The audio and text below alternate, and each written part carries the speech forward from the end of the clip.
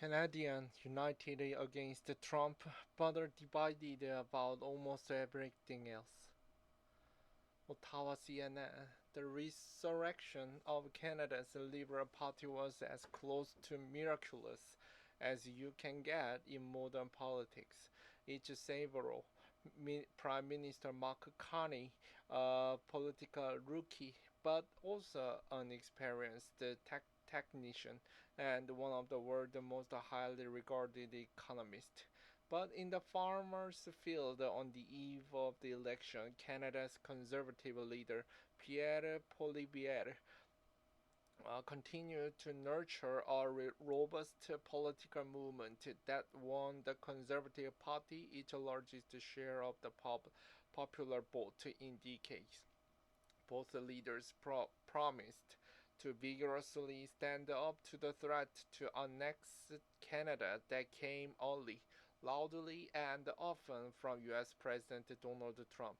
To meet the moment and the menace, the Canadians rallied around the flag, expressing an uncommon patriotism, but they also coursed along the country's traditional left-right dividing lines, deepening fractures between East and West, young and old, male and female. Many Canadians voiced the need for strong leadership in the face of the American threat, but they are almost equally divided on who is the best to deliver on that. We have a guy down south talking smoke about Canada. I think it's important that we have a strong leader to stand up to him. He needs to show us some respect. One voter, Eleni Phobos, said as she walked to her Ottawa polling station Monday, prepared to back Carney. It was similar sentiment that motivated many of Poilievre's supporters. You need a strong leader and you need a lot more than what's been going on, said Nolan Travis just before he cast his ballot in Ottawa, adding someone who is going to actually mean what he says. The buzzword of leadership has left Canada's three other national parties in the court, all of them losing ground in the popular vote.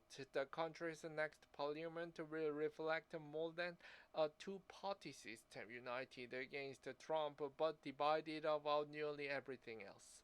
Both Carney and Poilievre extended a hand to each other on election night, promising to cooperate, especially when it comes to defending Canada against American expansionism.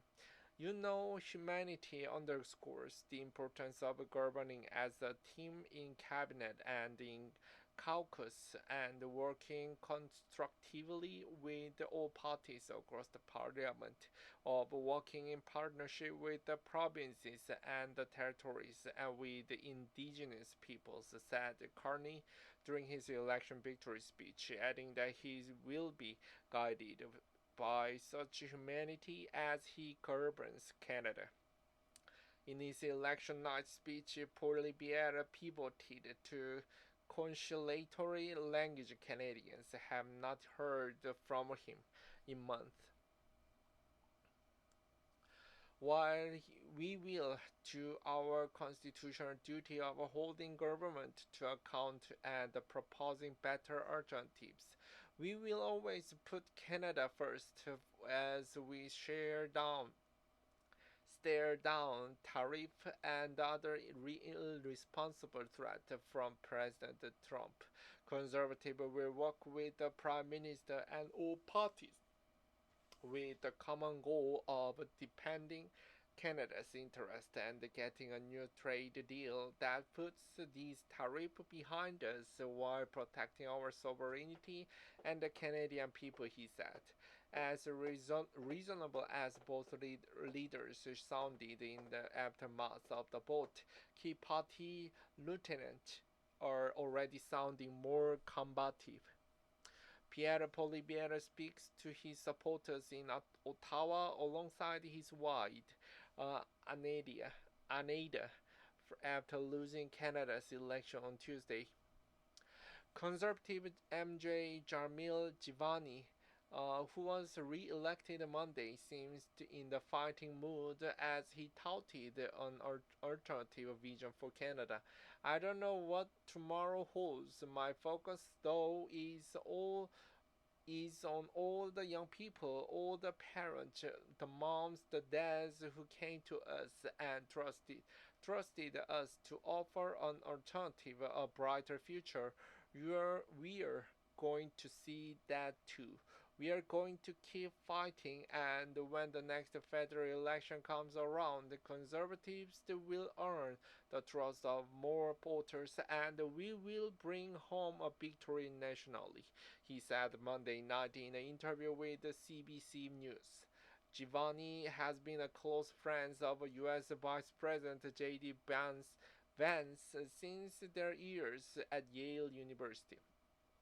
Sean Fraser, a key Carney ally and once and likely future Labour cabinet minister, shot back at Poilievre, accusing him of adopting a Trumpian style of politics.